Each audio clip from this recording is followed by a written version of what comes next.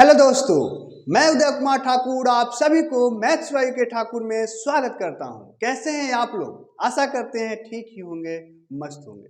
तो दोस्तों, जैसा कि आप लोग जान रहे हैं कि अभी हम लोग पढ़ रहे हैं नंबर सिस्टम, और नंबर सिस्टम में आज हम लोग एक नई चीज पढ़ेंगे, बहुत इंपॉर्टेंट चीज, नंबर ऑफ फैक्टर्स, यानी कि गुणनखंडों की संख्या, भाजकों की संख्या। इसमें हम लोग पढ़ेंगे कि सम गुणनखंड की संख्या कितने हैं, विषम गुणनखंड की संख्या कितने हैं, पूर्ण मतलब वर्ग गुणनखंड की संख्या कितने हैं, घन गुणनखंड की संख्या कितने हैं। तो इस प्रकार से जो भी क्वेश्चन फैक्टर पे आधारित जो भी क्वेश्चन आता है गुणनखंड पे आधारित, वो सब पढ़ेंगे। तो आज इस वीडियो में जो है आप लोग बहुत कुछ सीख करके जाएंगे। तो प्लीज जो है वीडियो में जो है शुरू से अंत तक के बने रहेंगे। तो चलिए हम लोग जो है वीडियो को जो है शुरू करते हैं। देखिए, जैसा कि इसमें आया है वर्ड, क्या चीज, फैक्टर।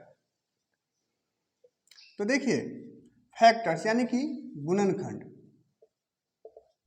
और इसमें मैं एक और चीज का चर्चा करूंगा यहाँ पे,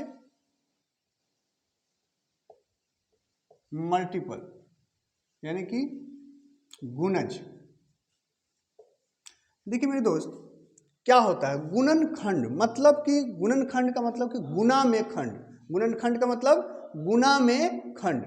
जैसे देख लीजिए, जैसे मान लीजिए कि ये 6 है, तो 6 को कुछ लोग सोचेंगे कि ऐसे 2 जोड़ 4 6, तो ये गुना में खंड नहीं हुआ, ये तो जोड़ का खंड हो गया। गुना में खंड मतलब कि इसको गुना के रूप में खंड कीजिए। तो आप कैसे कैसे खंड कर सकते हैं? 1 गुने 6 लिख सकते हैं, और 1 2 गुने 3 लिख सकते हैं, है ना। तो 1 2 3 और 6 जो हुआ, 6 का जो है गुणनखंड हुआ, फैक्टर हुआ। तो गुणनखंड नाम से ही क्लियर है कि गुना में खंड, गुना का खंड जो है गुणनखंड हुआ। तो अगर आपको गुणनखंड समझना है या कोई पूछे गुणनखंड क्या होता है, तो आप बोल सकते हैं कि किसी संख्या का गुणनखंड, किसी संख्या का गुणनखंड जो है वह सभी संख्या होता है जो उस संख्या को काट सके, उस संख्या को विभाजित कर सके। जैसे कि मैंने अगर 6 लिया, तो इस 6 को जो है, इस 6 को जो है कौन कौन विभाजित कर देगा? तो 6 को विभाजित कर देगा 1 2 3 और स्वयं 6। इसके अलावा और कोई संख्या नहीं है जो 6 को विभाजित कर सकता है। तो ये जो 1 2 3 6 यानी ये जो 4 संख्या हुआ, ये 6 का जो है फैक्टर हुआ। ठीक है मेरे दोस्त, समझे कि नहीं?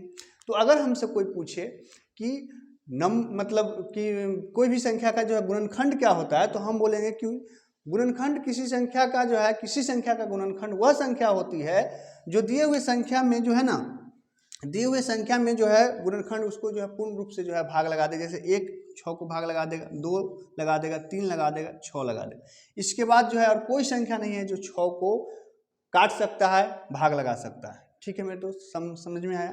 तो इस प्रकार से अगर आपसे कोई अगर ये पूछ दे कि किसी संख्या का जो है, किसी संख्या का सबसे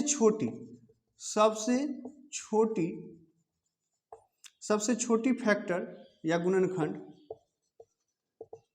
सबसे छोटी फैक्टर यानी गुणनखंड क्या होगा? तो स्वयं 1 होगा। और अगर सबसे बड़ी पूछे, ठीक है ना, सबसे बड़ी पूछे तो स्वयं वो संख्या होगा। मतलब जिस संख्या का आप फैक्टर निकाल रहे हैं, जैसे यहाँ 6 के निकाल रहे हैं, तो सबसे बड़ी क्या होगा? 6 होगा। ये लाइन समझे? किसी संख्या का सबसे छोटी गुणनखंड क्या होगा? तो 1 होगा, और सबसे बड़ी गुणनखंड क्या होगा? तो 6 होगा। ठीक है मेरे दोस्त, इतना उम्मीद करते हैं कि समझे होंगे। अब आ जाइए मल्टीपल। मल्टीपल होता है कि देखिए, इसके अभी नाम में ही क्लियर है, मल्टीपल यानी कि गुणज। तो जैसे कि अगर 6 को ही हम एग्जाम्पल यहाँ लेते हैं, तो 6 का मल्टीपल का मतलब होगा कि 6 गुने 1 6 गुने 2 6 गुने 3, है ना। मतलब 6 का मल्टीपल, 6 का गुणज, 6 का गुना। तो 6 का 6 में 1 से कीजिएगा तो 6 6 दूना 12 6 3 18 24 30, और इस प्रकार से ये चलते रहेगा। ठीक है ना, इस प्रकार से ये चलते रहेगा, अनंतम तक के चलते रहेगा। तो क्या किसी भी संख्या का जो है मल्टीपल कितना है ये फाइंड करना संभव है? नहीं संभव है, क्योंकि ये तो भाई अनंत होगा, ये जो है आपका अनंत होगा। ठीक है ना, ये जो है मल्टीपल जो है अनंत होता है। तो इसलिए हम लोग मल्टीपल से पर जो है ज़्यादा चर्चा नहीं करते हैं। ये जो है फिक्स होता है, फैक्टर जो है किसी भी संख्या का जो है फिक्स होता है, यानी कि इसको हम काउंट कर सकते हैं। इसको जो है हम लोग जो है काउंट कर सकते हैं, ये काउंटेबल होता है। जैसे यहाँ देखिए 6 का 1 2 3 4, 4 गो गुणनखंड है, 4 गो फैक्टर है। नंबर ऑफ, इसमें पूछा है 6 के नंबर ऑफ फैक्टर कितना? तो 4 फैक्टर है।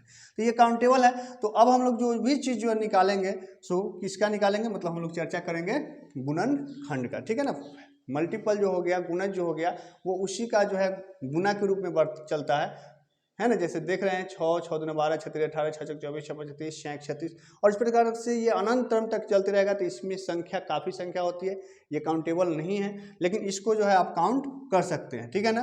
तो इसमें आपको याद रखना है कि किसी संख्या का सबसे छोटी गुणनखंड 1 होता है और सबसे बड़ी गुणनखंड कितने होते हैं मेरे दोस्त, 6 होता है। अब एक चीज़ इसमें और होता है कि ये तो निकल गया कि गुणनखंड निकल गया, इसी में एक चीज़ आता है उचित गुणनखंड। उचित गुणनखंड, उचित गुणनखंड मतलब कि प्रॉपर फैक्टर। तो देखो मेरे दोस्त, प्रॉपर फैक्टर जब आपको पूछेगा तो प्रॉपर फैक्टर में ध्यान रखना है, प्रॉपर फैक्टर में मेरे दोस्त एक काउंट नहीं होता है। प्रॉपर फैक्टर में फिर से ध्यान दीजिएगा, प्रॉपर फैक्टर में जो एक काउंट नहीं होता है और स्वयं का वो संख्या भी काउंट नहीं होता है। यानी कि प्रॉपर फैक्टर के बारे में हम बोल सकते हैं कि जो हमारा नंबर ऑफ फैक्टर आएगा, जो हमारा नंबर ऑफ फैक्टर आएगा उसमें से आप 2 माइनस कर दीजिएगा, उसमें से आप 2 माइनस कर दीजिएगा तो प्रॉपर फैक्टर की संख्या आ जाएगी। समझ में आया बात? क्या करना है हम लोग को प्रॉपर फैक्टर में कि जो भी नंबर ऑफ फैक्टर आएगा उसमें से आपको क्या कर देना है, 2 माइनस कर देना है, तो वो उचित गुणनखंड यानी कि प्रॉपर फैक्टर आ जाएगा। अब सवाल ये आती है कि क्या सर ये तो 6 बहुत छोटी संख्या था, तो छोटी संख्या था तो हमने इसको इस प्रकार से लिख लिया, क्या अगर यहीं पे 600 रहता तो, 6000 रहता तो कैसे करेंगे?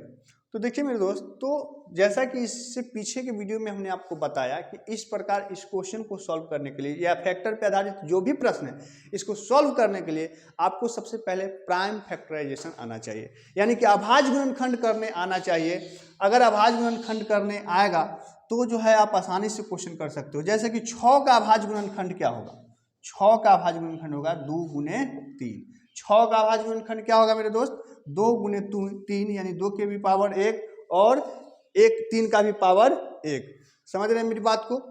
तो इसका जो है 2 के भी पावर 1 और 3 के भी पावर 1, तो इसमें जो है जब आपसे टोटल नंबर ऑफ फैक्टर पूछा जाए, है ना, मतलब नंबर ऑफ फैक्टर पूछा जाए तो आपका जवाब क्या होगा कि जो पावर रहता है ना इसमें एक एक जोड़ के और उसको जो है गुना कर दीजिए। एक एक जोड़ के क्या कर देना है, गुना कर देना है। एक में 1 से गुना कीजिएगा 2 गुने 2 तो कितना हो जाएगा, 2 दूना 4। तो 2 दूना 4, देखिए 4 को आया, तो इस प्रकार से आप निकाल सकते हैं। तो यहाँ से एक फार्मूला बन जाता है कि अगर कोई संख्या है जो आपको, अगर कोई संख्या है मेरे दोस्त जो आपको इस रूप में है a के पावर p गुने b के पावर q गुने c के पावर r और इस प्रकार से जो भी डॉट डॉट डॉट चलते रहे, जहां a b c आपका अभाज्य संख्या है, जहां a b c क्या है मेरे दोस्त, अभाज्य संख्या है, ठीक है, अभाज्य संख्या है, तब नंबर ऑफ टोटल फैक्टर जो है, नंबर ऑफ टोटल फैक्टर जो है ना, नंबर ऑफ टोटल फैक्टर जो है गुणनखंड की संख्या जो है कितना होगा, इस सभी में एक एक जोड़ के गुना कर दें, p+1 into q+1 into r+1 into, इस प्रकार से जो भी हो, जो भी रहे, ठीक है ना। ध्यान रहे कि ये भी सी आपका अभाज्य संख्या होना चाहिए, तब अभाज्य संख्या इसको होना जरूरी है। तो आपको पावर में एक एक बढ़ा करके और उसको गुना कर दीजिएगा तो आपको आ जाएगा नंबर ऑफ फैक्टर, ठीक है ना, मतलब गुणनखंड की संख्या। तो चलिए इस सबको जो है थोड़ा सा हम मिटा करके जो है और अभी और भी अच्छी अच्छी बातें और क्वेश्चन देखते हैं। हाँ तो मेरे दोस्त देखिए, एक नया संख्या हम लोग लेते हैं 18। तो 18 का फैक्टर जानने के लिए हमको देखना होगा कि 18 किस किस संख्या से जो है विभाज्य होगा। तो 18 1 से विभाज्य हो जाएगा, 18 2 से हो जाएगा, 3 से हो जाएगा, 4 से नहीं, 5 से नहीं, फिर 6 से हो जाएगा, है ना, उसके बाद 9 से हो जाएगा और उसके बाद कितना से हो जाएगा मेरे दोस्त, तो स्वयं 18 से हो जाएगा, ठीक है। तो आपने देखा कि 1 2 3 4 5 6, अगर हमसे यहाँ पे नंबर ऑफ फैक्टर पूछेगा तो कितना हो जाएगा, 6। नंबर ऑफ फैक्टर पूछेगा तो कितना हो जाएगा मेरे दोस्त, 6 गो, यानी 6 गो जो है इसका जो है गुणनखंड की संख्या कितनी हो गई, 6। अगर यहीं पे हमको नंबर ऑफ प्रॉपर फैक्टर बोले, है ना, यानी कि उचित गुणनखंड बोले, है ना, नंबर ऑफ प्रॉपर फैक्टर, तो ये कितना हो जाएगा, तो हमने बताया कि एक नहीं होता है और स्वयं भी नहीं होता है, तो 6 - 2 घटा देंगे तो कितना हो जाएगा 4 गो। तो इसका जो है प्रॉपर फैक्टर कितने हैं 4, नंबर ऑफ फैक्टर 6 लेकिन प्रॉपर फैक्टर कितने हैं 4 गो। ठीक है मेरे दोस्त, हमने आपको भी अभी बताया कि किसी भी संख्या का सबसे छोटा फैक्टर जो होता है सो 1 होता है और सबसे बड़ा फैक्टर जो होता है सो 18 होता है। सबसे छोटा फैक्टर 1 और सबसे बड़ा फैक्टर कितना 18। ठीक है, नंबर ऑफ फैक्टर 6 है और उचित फैक्टर जो है कितना हो गया 4 हो गया। अब बात यह है कि ये संख्या तो हम ऐसे आसानी से निकाल लिए, लेकिन जब बड़ा से बड़ा संख्या रहेगा तो हम कैसे निकालेंगे। तो देखिए इसके लिए जो है, इसके लिए सबसे पहले आपको क्या निकालना होगा, जैसा कि मैंने बताया कि आपको अभाज्य गुणनखंड करना होगा। और अभाज्य गुणनखंड के पर जो है हमने स्पेशल एक वीडियो बनाया है जो इससे जस्ट पीछे का वीडियो है, तो अगर आप लोग नहीं देखे होंगे तो देख लीजिएगा, जिससे कि अभाज्य गुणनखंड करने का एकदम जो है आसान से आसान और जल्दी से जल्दी मतलब क्या तरीका है सो सीख लीजिएगा। तो देखिए 18 एकदम बेसिक रूप से हम बताते हैं, तो क्या करेंगे 2 से हमेशा अभाज्य गुणनखंड निकालेंगे तो अभाज्य संख्या से ही भाग लगाया जाता है। तो ये 2 नमा 18, फिर यहाँ 2 से अब नहीं लगेगा, अब कितने से लगेगा 3 से, 3 दिया 9। यानी कि आपने देखा कि 18 बराबर हो रहा है 2 गुने 3 गुने 3, 3 क्या गो हो रहा है 2 गो, तो लिख देते हैं 2 गो, यहाँ 1।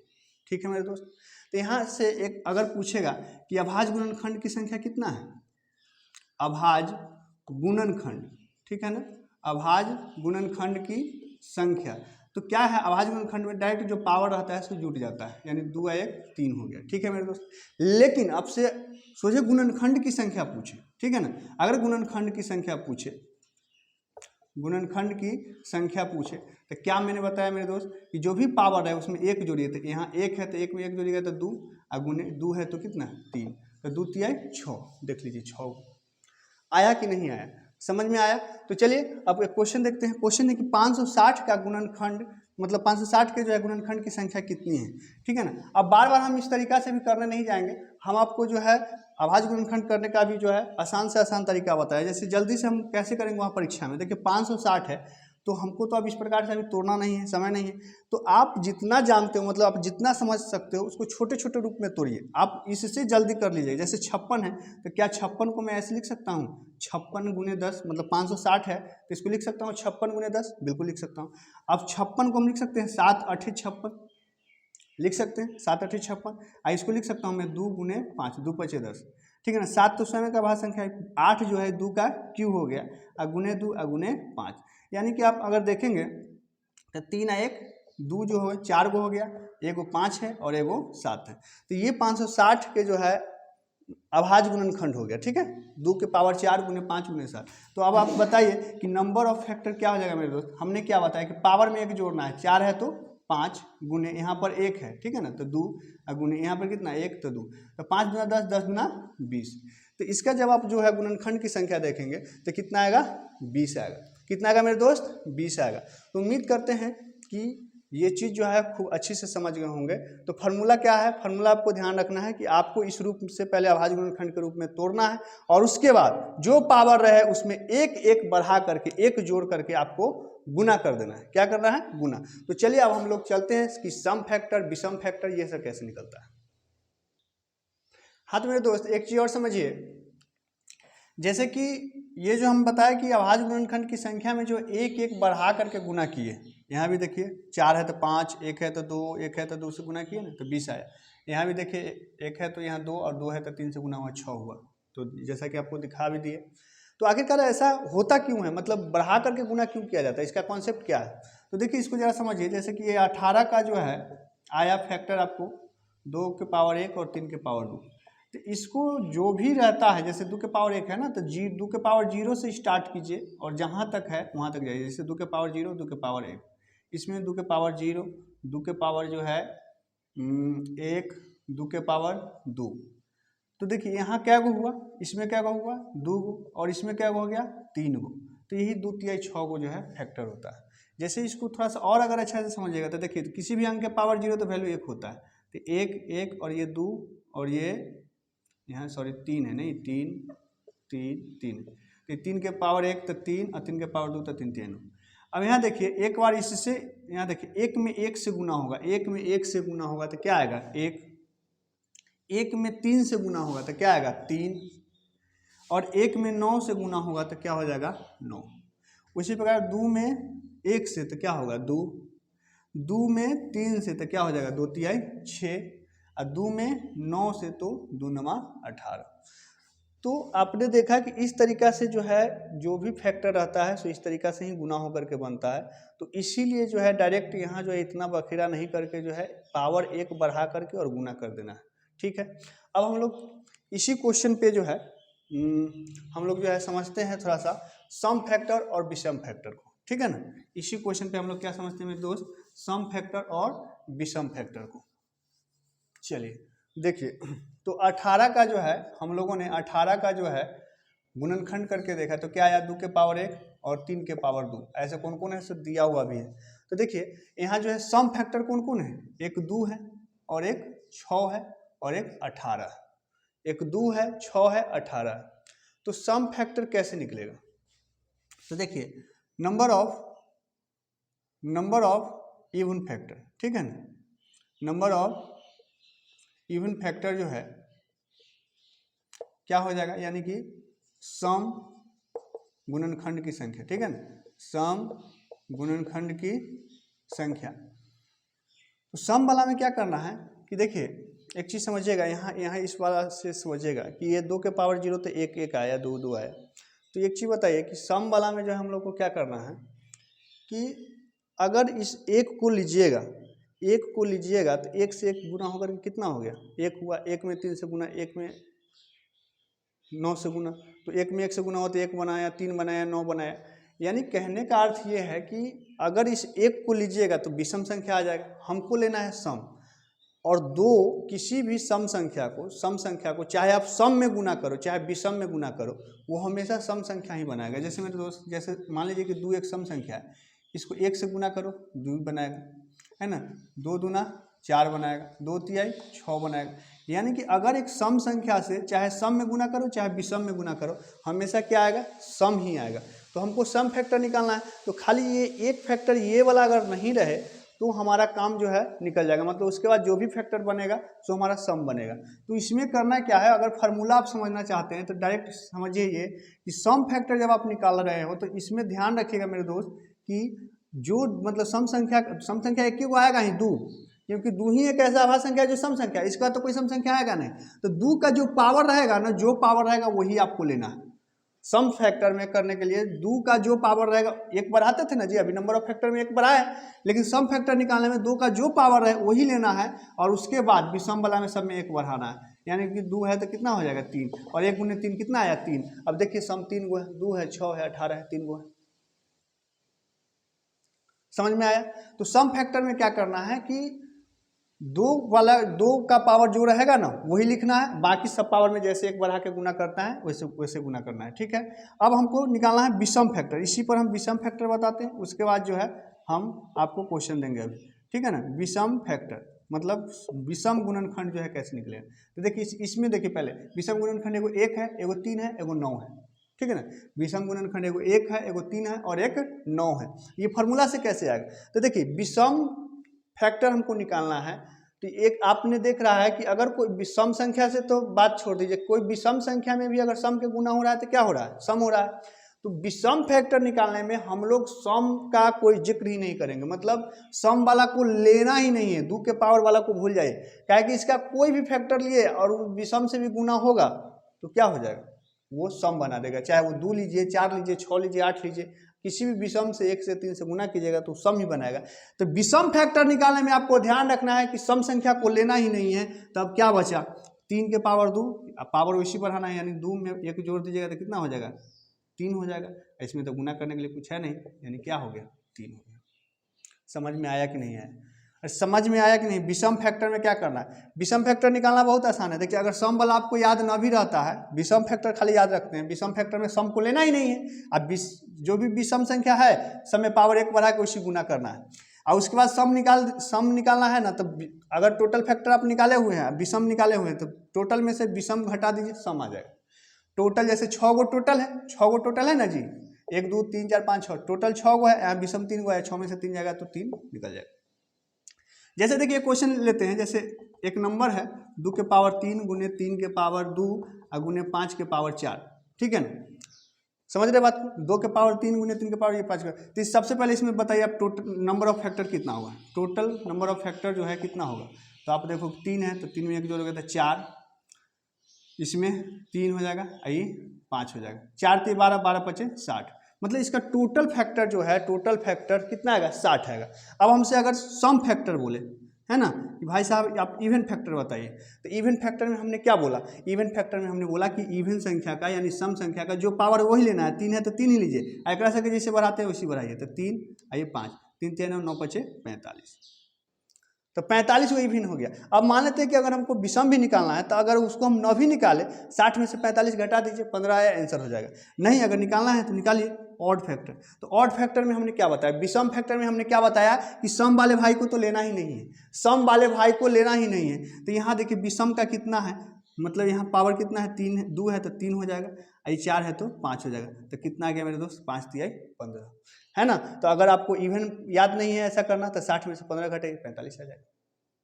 ठीक है, समझ गए। तो आपने क्या क्या चीज़ अभी तक सीखा, नंबर ऑफ फैक्टर निकालना सीखा, नंबर ऑफ जो है इवन फैक्टर निकालना सीखा, ऑड फैक्टर निकालना सीखा, प्रॉपर फैक्टर जो है निकालना सीखा, और प्राइम फैक्टर निकालना सीखा। ठीक है ना। तो चलिए हम एक क्वेश्चन देखते हैं और जल्दी से जो है उसको आप लोगों को सॉल्व करके बताना है। हाँ तो मेरे दोस्त देखिए, आपका क्वेश्चन है 260। इसमें जो है आपको कुल गुणनखंड की संख्या बताना है, अभाज्य गुणनखंड की संख्या बताना है, उचित गुणनखंड की संख्या बताना है, सम गुणनखंड की संख्या बताना है, और विषम गुणनखंड की संख्या बताना है। तो ये सब कुछ बताने के लिए जो है आपको क्या काम करना है कि सबसे पहले इसको जो है अभाज्य गुणनखंड के रूप में तोड़ना होगा। ठीक है ना, प्राइम फैक्टराइज करना होगा। तो देखिए वो चिन्ह काट के इस प्रकार से हमने क्या सीखा है, जैसे 260 है तो इसको आप कितना लिख सकते हो, 26 गुने 10 लिख सकते हो, जी लिख सकते हैं, है ना। 26 को आप कितना लिख सकते हो, तो 2 गुने 13 लिख सकते हैं। इस प्रकार से तब तक आपको गुना करते रहना है जब तक कि सब आपको अभाज्य संख्या के रूप में भी ना आ जाए। 10 को हम लिख सकते हैं 2 गुने 5। तो आप देख रहे हैं कि यहाँ 2 जो है 2 को हुआ, है ना, और एक 5 हो गया और एक 13 हो गया, राइट। ये हमारा जो है अभाज्य गुणनखंड आ गया। अब हमसे कुल गुणनखंड की संख्या पूछा है, तो उसमें हमने क्या बताया कि जो भी अभाज्य संख्याओं का जो पावर है उसमें एक एक बढ़ा करके आपको गुना करना है। तो 2 है तो ये 3 हो जाएगा, 1 है तो 2 हो जाएगा, और यहाँ भी 1 है तो 2 हो जाएगा। तो 3 दूना 6, 6 दूना 12, तो 12 को जो है इसका कुल गुणनखंड की संख्या हो जाएगी। अभाज्य गुणनखंड की संख्या क्या होगा, तो अभाज्य गुणनखंड की संख्या में हमने बताया कि इसमें डायरेक्ट पावर जुड़ जाता है, 2 1 3 1 4, 2 1 3 1 4, जो पावर आता है इसमें डायरेक्ट जोड़ दीजिए, इसमें और कुछ नहीं करना है। ठीक है ना। हालांकि अभाज्य गुणनखंड पर आधारित हमने एक स्पेशल वीडियो भी किया है, जो आपको प्लेलिस्ट बना हुआ है, जस्ट इसका पिछला वीडियो है, आप इसको देख सकते हैं। अब देखिए, अब हमसे क्या पूछा, उचित गुणनखंड, उचित गुणनखंड यानी प्रॉपर फैक्टर। तो हमने क्या बताया कि जो आपको टोटल फैक्टर आया है, जो टोटल फैक्टर आया उसमें से 2 घटा दीजिए, 12 है तो कितना होगा 10। 10 क्यों होगा, क्योंकि एक और स्वयं की वो संख्या वो जो है उचित गुणनखंड में नहीं आता है। ठीक है ना। और सम गुणनखंड में हमने क्या बताया कि सम संख्या का पावर वही लेना है जो है, 2 है तो 2 ही लेंगे, बाकी सब में एक एक बढ़ाइए, तो 2 गुने 2 यानी 2 दूना 4 दूना 8, 8 वो जो है सम हो गया। विषम में हमने क्या बताया कि सम वाला को तो लेना ही नहीं है, तो यहाँ क्या होगा, 1 है तो 2 और फिर 1 है तो 2, 2 दूना 4, तो विषम कितना हो गया मेरे दोस्त, 4 हो गया। सबसे छोटी किसी भी संख्या का सबसे छोटा फैक्टर क्या होता है, 1 होता है, और सबसे बड़ा फैक्टर क्या होता है, तो स्वयं की वो संख्या होती है। तो अब इसमें बहुत ही अच्छे क्वेश्चन सब है, बहुत ही अच्छी बातें हैं। ठीक है ना। तो चूंकि वीडियो लंबी हो जाएगी तो इसीलिए जो है आप आज इस 5 से सीखिए। इसके बाद जो है हम लोग जैसे इसमें देखेंगे कि ये जो है 260 का जो ये फैक्टर हुआ, तो इसमें कितने ऐसी संख्या है जो पूर्ण वर्ग है, कितनी ऐसी संख्या है जो पूर्ण घन है ना, उसका औसत क्या होगा। इस प्रकार से जो है फिर हम देखेंगे कि इन सभी का जो है योगफल क्या होगा, जो भी इसका नंबर ऑफ फैक्टर आया, जैसे इसका 12 वो नंबर ऑफ फैक्टर आया, तो उस 12 फैक्टर को जोड़ेंगे तो जोड़ने पर क्या आएगा, उस 12 फैक्टर को जो है गुना करेंगे तो गुना करने पर क्या आएगा। तो ये सारी चीज़ें हम लोग सीखेंगे लेकिन नेक्स्ट वीडियो में। ठीक है ना। तो आज हम आप लोग को एक होमवर्क छोड़ देते हैं, ये क्वेश्चन को आप लोग करके आएंगे। 3 गुने 7 गुने 5 गुने 2 और 7 गुने 3, इसका जो है आप लोगों को बताना है, क्या बताना है, कुल गुणनखंड। और एक चीज़ और मैं बता दूं कि कहीं कहीं पे आपको गुणनखंड की जगह पर भाजक भी लिख करके देगा कि कुल भाजकों की संख्या कितना है। ठीक है मेरे दोस्त। तो इसमें कुल गुणनखंड क्या है, इसका जवाब जो है आप लोग कमेंट बॉक्स में इसका जरूर रिप्लाई देंगे। वीडियो कैसा लगा ये जरूर बताएंगे, और जो भी कोई इसी तरह का कोई परेशानी हो, कोई प्रॉब्लम हो, तो आप लोग कमेंट बॉक्स में जरूर पूछ सकते हैं या बता सकते हैं, ठीक है ना। वीडियो अच्छा लगे तभी बताइए, खराब लगे तभी बताइए, जो भी चीज़ है बताइएगा तभी जो है इसमें सुधार करेंगे, ठीक है मेरे दोस्त। तो मिलते हैं नेक्स्ट वीडियो में, तब तक के लिए जय हिंद।